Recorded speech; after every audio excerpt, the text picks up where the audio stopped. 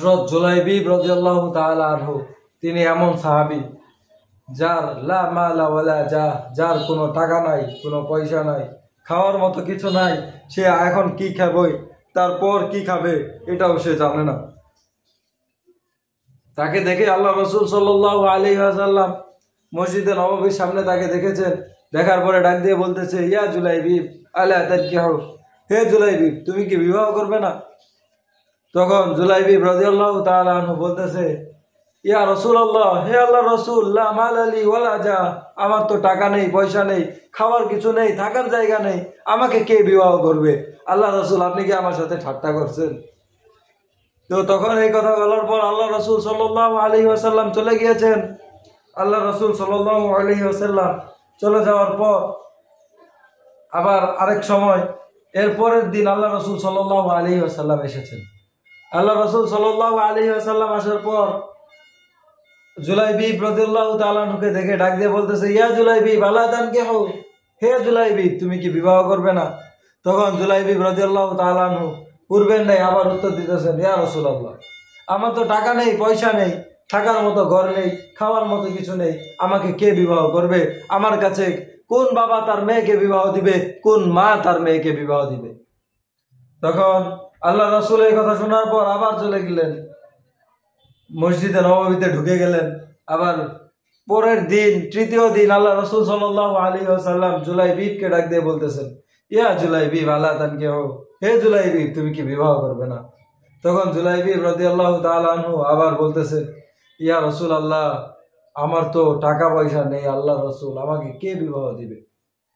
আমাকে তো বিবাহ দেওয়ার মতো কেউ নেই, আমি যদি কাউকে বলি সে তো আমার কাছে বিবাহ দিবে না। তো আপনি আমাকে বারবার এক কথা বলেন, কিন্তু আমার তো কিছু করার নেই, আমার কাছে তো কেউ বিবাহ দিবে না। তখন আল্লাহ রাসূল সাল্লাল্লাহু আলাইহি ওয়াসাল্লাম বলতেছেন, হে জুলাইবিব তুমি অমুক জায়গায় যাও, অমুক আনসারী সাহাবীর বাড়িতে যাও, যাওয়ার পরে বলো যে আমাকে আল্লাহ রাসূল পাঠিয়েছেন যাতে করে আমি তোমাকে কাছে আমার বিবাহের জন্য প্রস্তাব দিতে পারি।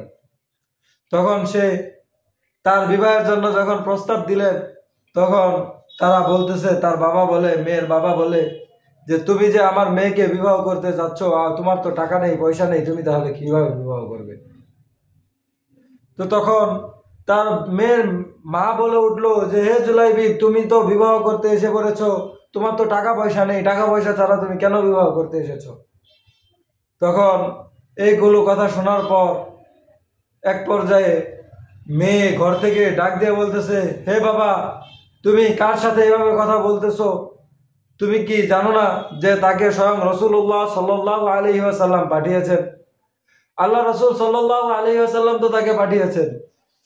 তার মাল নেই তো কি হয়েছে, তার টাকা নেই তো কি হয়েছে, তার থাকার জায়গা নেই তো কি হয়েছে, সে তো আল্লাহ রাসূলের পক্ষ থেকে এসেছে। তাহলে যেহেতু আল্লাহ রাসূল পাঠিয়েছেন সেহেতু আমি তাকে বিবাহ করব। সে তখন এই কথা বলে তার টাকা না থাকা সত্ত্বেও, ঘর বাড়ি না থাকা সত্ত্বেও সে বিবাহ বসে গেল।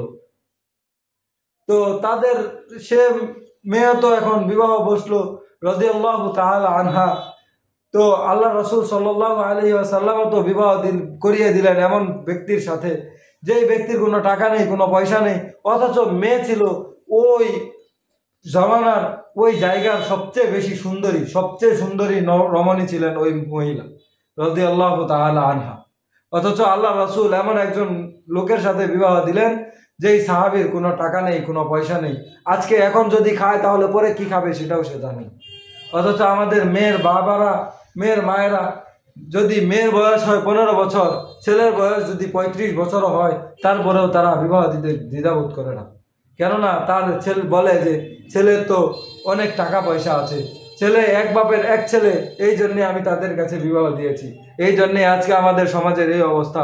আমরা দিনদারিত্বকে প্রাধান্য দেই না, আমরা প্রাধান্য দিচ্ছি আমাদের টাকা পয়সাকে, মাল সম্পদকে। এই জন্যে আমাদের বোনদের বিবাহের পর এত সমস্যা হচ্ছে, এত কিছু হচ্ছে যে বিবাহের পর তাদের বনিবনা নেই, বেশি এত পরিমাণে তালাক হচ্ছে।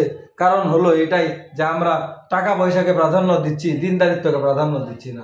যদি ছেলের বয়স 35 বছর হয়, সে যদি লাখ লাখ টাকার মালিক হয়, মেয়ের বয়স যদি 15 বছর হয়, ছেলের যদি টাকলা হয়, মাথার মধ্যে যদি চুল না থাকে, তারপরে যদি তাকে দেখা যায় একদম বয়োবৃদ্ধ, তারপরেও তার কাছে মেয়েকে বিবাহ দিয়ে দেওয়া হচ্ছে শুধুমাত্র টাকার কারণে। এই জন্যে আজকে আমাদের সমাজের এত অবক্ষয়, আমাদের সমাজের এত খারাপ অবস্থা। এই জন্যে আমরা আমাদের বাবাদের, মেয়ের বাবাদের পায়ে হাত রেখে বলতে চাই, ছেলে টাকা কামাই করে কিনা, ছেলের বাবার টাকা আছে কিনা, এগুলো না দেখে আপনি আপনার মেয়েকে এমন জায়গায় বিবাহ দেন যেই জায়গায় ছেলেটা দিনদার, যেই জায়গার ছেলেটা ভালো, ছেলেটার বিরুদ্ধে কোনো কথা নেই। কিন্তু আমরা যদি মেয়েকে বিবাহ দেই এমন জায়গায় যে ছেলে খারাপ কিন্তু টাকা আছে, তাহলে আমাদের সুখ আসবে না।